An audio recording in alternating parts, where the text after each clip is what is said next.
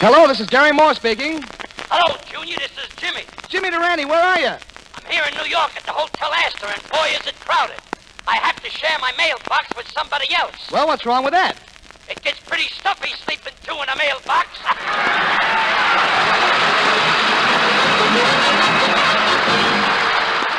Here's the Comedy Caravan, a rebroadcast for you men and women in the armed forces of the Jimmy Durante and Gary Moore, with songs by Roy Bargy and his orchestra.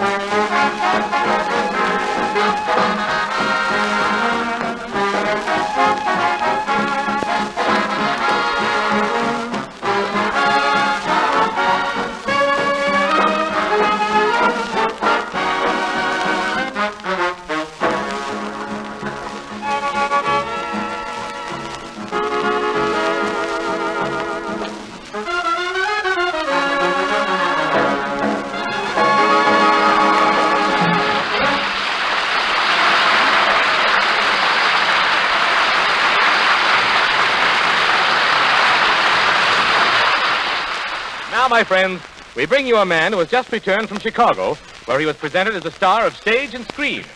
That is, when he went out on the stage, he had to be protected by a screen. And here he is, Gary Moore. Well, thank you. Thank you very much, Howard, and good evening, ladies and gentlemen. Nice to be with you, and especially nice to be back here in Hollywood, where the men are men, and the women are... It's nice, and I know that Jimmy Durante's just as happy to be in New York this week, where he's the only man who can stand on Broadway and sniff the flowers in Central Park. Yes, sir, New York and Hollywood, two great towns. Gary, you mean you didn't enjoy our trip last week to Chicago? Oh, Chicago's wonderful, Howard, but it's so cold there. You know in Lincoln Park, that statue of General Grant? Yeah? It was so cold when I arrived in Chicago that General Grant got off his horse and checked in at the Hotel Sherman. It was freezing. But you take Hollywood now, Howard. It never snows here. There's just a brief rainy season that starts about this time of year. Starts about this time, huh? Mm-hmm. Oh, in fact, look, Howard. Here comes the rainy season now. Well, now we're ready for spring. Now, wait a minute, Gary. You mean that's all there is to it? That's all there is to it. Uh-oh. What was that? I don't know. I guess someone must have stepped on a terribly juicy orange. Let me tell you just one thing, Howard. Oh, excuse me, friends. Come in. Oh, there you are, Mr. Moore, you delirious man.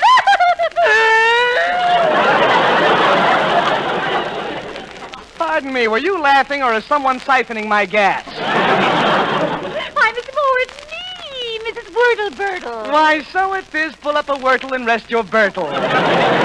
Tell me, how did you and your husband Wilbur get along while I was away? Oh, Mr. Moore, I hate to say this, but Wilbur Bud and I have had a spat. No. Oh, I asked him how our marriage was going, and he said true to form. True to form? Yes, he said it's hard to be true to a form like yours. Oh, that's too bad. But you know what they say, men are all alike. I know, isn't it wonderful?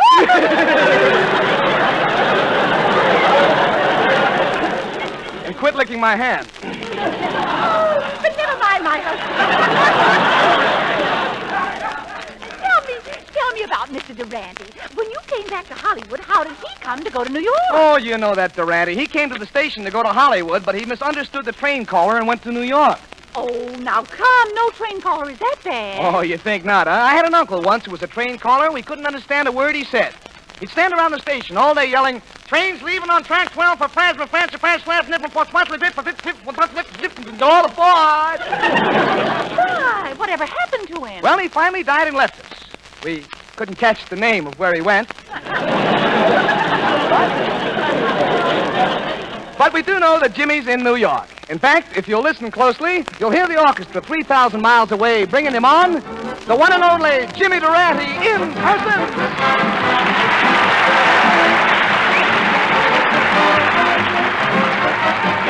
Start off each day with a song. Now even when things go wrong, why you feel better, you even look better.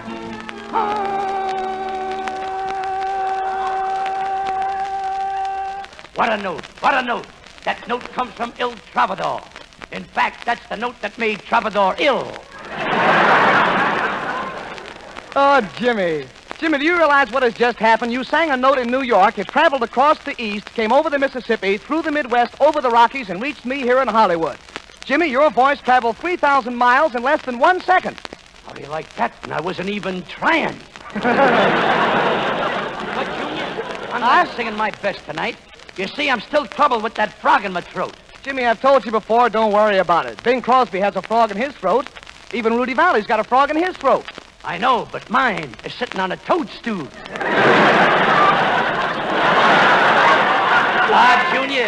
Junior, it's good to be back in the metropolitan area. That's any part of the East Coast that the mayor can reach by fire truck. And Gary, the first thing I did when I got into town was to take my girlfriend out to see the World's Fair. And did we have fun? Oh, hold on. Schnoz, the World's Fair closed 4 years ago. What kind of fun can you have in an empty lot?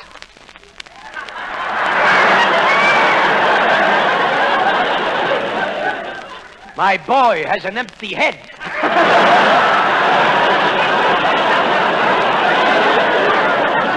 But Gary, tell me, what's new in Hollywood? Well, for one thing, Jimmy, you forgot to notify the milkman to stop his deliveries. There are now 38 quarts of milk on your doorstep.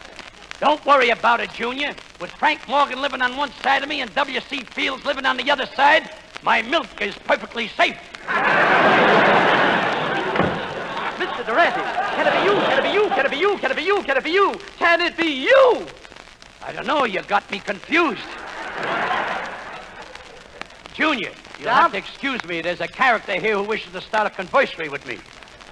I am Mr. Knickerbocker, the chairman of the Broadway Association, and I came down to see if you're enjoying your stay. Enjoying my stay? Get me my lawyers. Get me the president. Imagine the nerve of you guys fixing up Durante with a parlor, bedroom, and bath. How humiliating. But, Mr. Durante, what's wrong with a parlor, bedroom, and bath? They're in 3 different hotels. My bellhop is really hopping. Well, no matter, Mr. Durante. Tell me, what brings you to our fair city? Nostalgia, Mr. Knickerbocker. I've been in Hollywood 10 months, and I got homesick. So I left California to stick my nose in New York. You could have done that without leaving California. No, California. Do you get it? I get it, and you can have it back very cheap. Boy, what a wonderful thrill it is to be back in New York. Why, the minute I stepped off the train, I was walking on air. You were walking on air? Yes, the porter forgot to put the stool down. Anyway, I soon find myself out on Broadway, the street of memories. I see the old Palace Theater, Pinty Moore's, the Astor Hotel, and a big tear starts to roll down my nose. Really? Yes, and it's a brave tear that will start on a trip like that. Well, Mr. Durante, I know just how you feel about New York. But tell me, did you visit any of the old familiar places? Undoubtedly, and burlesque is still burlesque. You know, they had a balloon dancer there, and you should have seen it. First she'd dance, then she'd blow, then she'd dance, then she'd blow. Dance and blow and dance and blow. I don't understand. Why was she always blowing? A balloon had a slow leak. Same old New York, same old New York. Yes, same old New York, same old New York. Mr. Knickerbocker, you have added nothing to the conversation. After the show, I takes a walk up the Gay White Way, and before I know it, I'm at 59th Street. So I strolls into Central Park. Ah, those New York pigeons. So I strolled right out again. Same old New York. Same old New York. Mr. Durante, I read all about the French ice skating party you attended in Radio City. Yes, and what a party. Before the carnival started, I ordered a Rockefeller Center cocktail. A Rockefeller Center cocktail? What's that? One drink, and it'll Rockefeller Center. I got a million of them. Say, Gary, did you hear that one? Are you listening? Yes, I'm listening. But, Jimmy, tell me more about that French ice skating party. Did you have any fun? Indubitably. After skating hither, thither, and on my widow's too, Yeah. I spots a French girl in distress. I offered to help her fasten her skates, and she says, oui, oui. That's French, Junior, for bend down and start lacing. As I'm tying the bow on her first skate, she says, merci beaucoup, ooh la la la la, vive la France, ooh la la la la, s'il vous plaît, ooh la la la la la la la la. Why was she always saying ooh la la la la la? She was sitting on the other skate.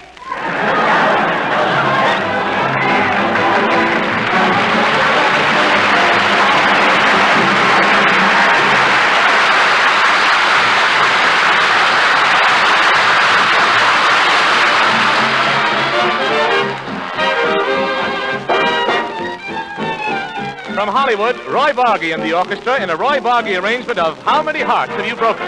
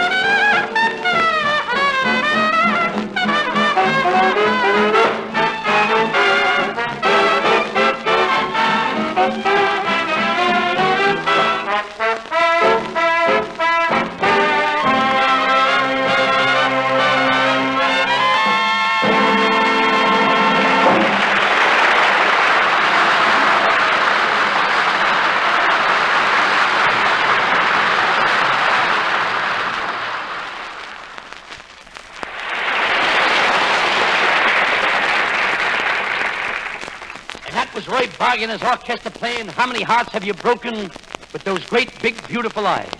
Or as they sing in my family, How Many Flowers Have You Wilted with that great, big, beautiful schnoz. But tell me, Junior, what kind of lecture have you prepared for us out there in Hollywood tonight? Well, James, in the past I've given many educational lectures, such as the one for elderly ladies entitled, Grandma, Please Stay Home in Wisconsin. I Can't Get You a Date with Van Johnson. But tonight, James, I'm giving a really worthwhile talk entitled, How to Be a Comedian, or Run into the Roundhouse, Nellie. The brakeman can't corner you there. Junior, I'll throw away my shampoo, cause you're... Thank you, James. Well, my friends, here's the way it goes. You see, as you go through life in this business, you're always meeting a few unfortunate people who would like to be a comedian. Oh, Leroy, you're talking about me. I've always wanted to be funny. My dear little pancake, and when I say pancake, I mean you look so waffle. I'd be delighted to explain to you. Now, I hate to admit this, you see, but it's an open secret in radio that it's not the comedian who makes you laugh, it's his stooges. It is? Certainly. Now, you take Rochester, for instance. Where would he be today if he didn't have Jack Benny, the stooge, for it? Oh, I see point. For instance, where would Dorothy Lamour be without her sarong? I don't know, but wherever it is, I'd like to be there. But getting back to comedians, every comedian has a different type of stooge. Now, you take, for instance, the telephone stooge. Every time the comedian is stuck for a joke, the telephone... You know, there goes my telephone now. Hello? Hello, Mr. Moore. I sing, dance, and play the accordion, and I'd love to appear in your amateur hour. My amateur hour? My dear man, everyone who appears on this program is a professional. They are? Well, brother, you could have fooled me. Oh, you gotta have those fellas call up to get along. Oh, yes, and do you have a special phone for the purpose? Oh, no, I use the same phones the public uses. Just the other night, I went into a telephone booth to talk to my girlfriend. Did you have a nice chat? Oh, yes. But the people outside got tired of waiting, so we had to come out. But then all stooges, you see, don't use the telephone. Some of them prefer to knock on doors. Why, I remember that Oh, excuse me, friends. Come in. Mr. Moore, Yes? could you please give me $25 for a suit of pajamas? $25 for a suit of pajamas? Why, $10 is top. I know, but I want the bottoms, too.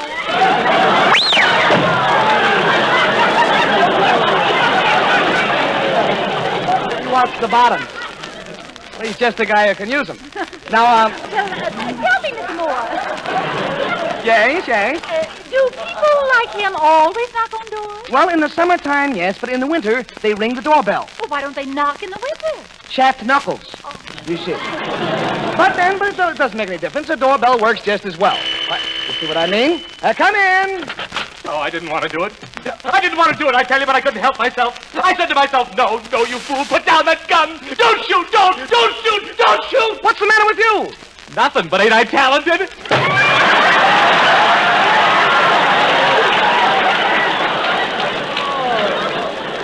Isn't that wonderful? Too bad his parents weren't the type to devour their young. Mr. Moore, this is very interesting. What does a sponsor pay these stooges? Salary and car fare? Well, in the East, they pay them car fare, but out here in the West, the stooges have their own special conveyance. How do they travel? By stooge coach. Oh, wait to bring me another order of eggs. I'm cracking them tonight. But then again, Mrs. Wurtle, there's what we call the straight man stooge. Now, he never tells a joke. He just comes in and asks the question, you see, so I can tell the joke. Now, this fella, it's... Mr. Moore, Yes? I'd like to ask you a question. Mm-hmm. Who was that lady I saw you with last night? Who was that lady you saw me with last night? Yes, who was that lady I saw you with last night? That was no lady. That was my next-door neighbor's wife. Hey, wait a minute. No stooge is supposed to walk in here and sock me in the jaw. I ain't no stooge, bud. You're not. Who are you? I'm your next-door neighbor.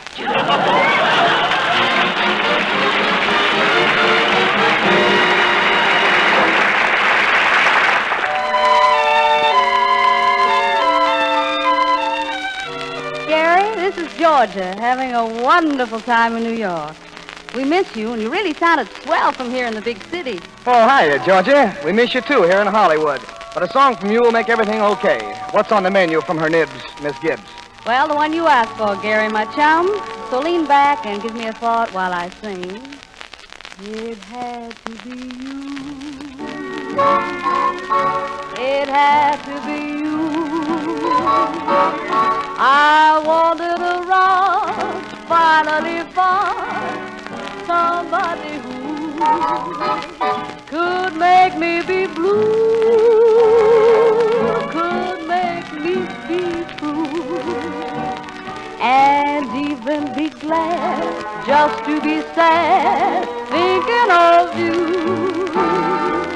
Some others I've seen might never be me, might never be cross, try to be boss, but they wouldn't do. For nobody else gave me a thrill with all your faults. I love you still. It had to be you, wonderful you. It had to be you. It had to be you. It had to be you. I looked all around. I finally found somebody who could make me be blue, could make me be true. just to be sad thinking of you. Some others I've seen might never be me, might never be cross.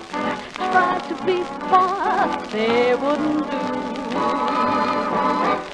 'Cause nobody else gives me a thrill.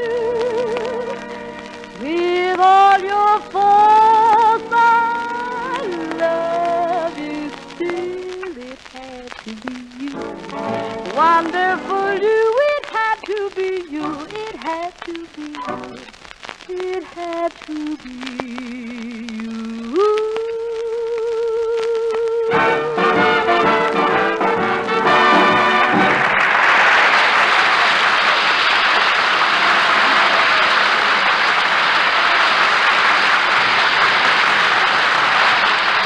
And now, my friends, in place of our usual dramatic sketch, we shall have a vocal solo by that eminent baritone, James Melchior Durante, singing that lovely old ballad, Will You Love Me in December, as you did in Macy's basement. Wait a minute. Junior, how come we're not doing a drama tonight? Well, Jimmy, it's kind of impossible, isn't it, with you out there in New York and me here in Hollywood? Frankly, I'm afraid the whole thing would be somewhat cataclysmic. Plasmaclysmic? What kind of language is that? What is plasmaclysmic? Well, listen closely, Jimmy, and I'll explain the whole thing. A cataclysm is a mishap, and we all know that mishap is the daughter of Mr. and Mrs. Hap. And what is a hap? A hap is what goes with a skip and a jump, like in a hat, skip, and a jump. And what is a jump? A jump is a leap, and a leap is a year. And what is a year? Well, a year is a bunch of days, and a day is 24 hours, and what's ours? Well, what's ours is yours, and what's yours is mine, and what's a mine? Well, a mine is where you get coal, and what's a coal? Why, coal is a fuel. And what do you make when you burn a fuel? You make an ash. Do you think I'm going to stand here talking to myself and make an ash out of myself? You're crazy. Jimmy. Now, Jimmy, did you hear every word I said? I heard you, but there's just one thing you forgot to tell me. What's that? What is plasmaclysmin? Well, that just goes to prove my point. Why, of all the experiences I ever had, this is the most exasperating. Except one. Junior, let me tell you. You know, I was walking down Park Avenue the other day. I was whistling Janina Mia. A fellow who was coming in the opposite direction, he bumped right into me. Say, now, I didn't say nothing. I started to keep on going. Don't you think he turned around and said, well, don't you look where you're going? Now, I stood aghast, because it wasn't my fault. Then he pushed me off the sidewalk onto the asphalt. So I ups to him, and he ups to me. Say, then I ups to him, and I said it was his fault. He said it was my fault. I said it was his fault. He said, if you don't like it, I'll punch you right in the proboscis. I was so mad I was frothing at the kneecaps. So I ups to him, and he ups to me. But I don't do nothing. I just keeps my attitude, see? Then I says, wait a minute, Mac. You might look like a lumberjack, but you can't bulldoze me. And with that, to show him who was boss, I put the chip on my shoulder and I said, knock it off. Knock it off. 5 minutes later, the chip was still there, but the shoulder was gone. So I ups to him, and he ups to me. So I goes my way, and he goes my way. Well, exhausted and fatigued, and tired too, I stopped into a nearby pharmacy for my daily vitamins. I was munching vitamin A, B, C, and D, and was getting down to E, F, G, and H. When I feels a tap on my shoulder and a voice saying, have one on me, partner. Now, thinking it was the same chump, I whirls around as quick as a flash, I ups to him. When I finds myself face to face with a Westerner, a tough hombre. So I stopped up to him and I says, pardon me, stranger, a stone gonna miss you. You needn't start a cussin', I haven't done anything to you. Now, recognizing the drawl in my voice, he asked me where I hails from. And when I said Varsity Ranch, Phoenix, Tombstone, Arizona, he hits me with his leather boot, blackens my eye, knocks me down, picks me up, knocks me down, picks me up, but I kept smiling through it all. I had a smile. He had his fist in my mouth. So I left him to his own resources. Now the scene changes. 3 years has elapsed. I've grown a perfect toupee and I've prospered. I'm laying on the beach at Waikiki, just a millionaire on the loose, when I feel someone tick me on the nose and a voice singing a la carouse. It was, I remember you. I remember you. Why, you're the feller with the big smeller. I remember. After 3 years, who comes back to torment me? Knocked the shoulder off McNulty. So I ups to him, and he ups to me. So I goes my way, and he goes the way of all flesh.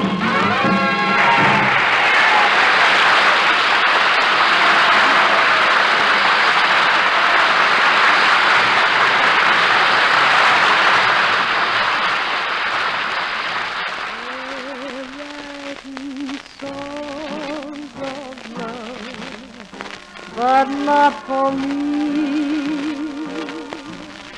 A lucky stars above, but not for me.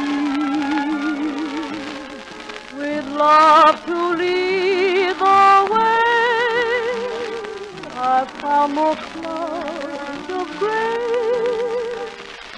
than any Russian play could guarantee. I was a fool to fall and get that way. My whole life and also lack a day. Although I can't dismiss the memory of his kiss, it is not for me.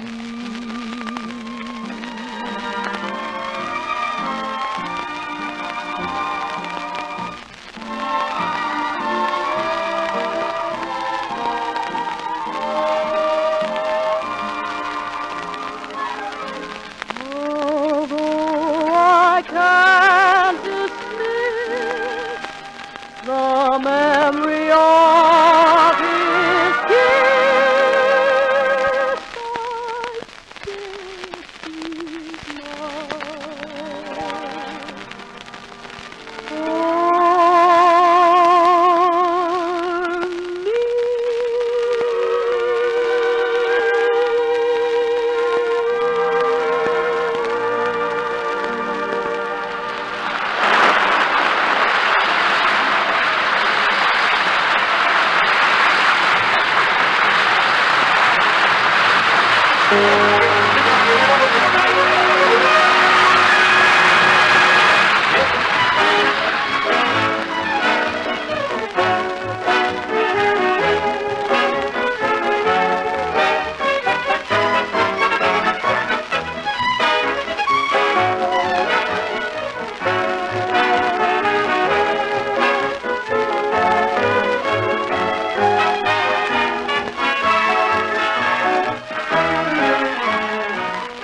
This is the Armed Forces Radio Service.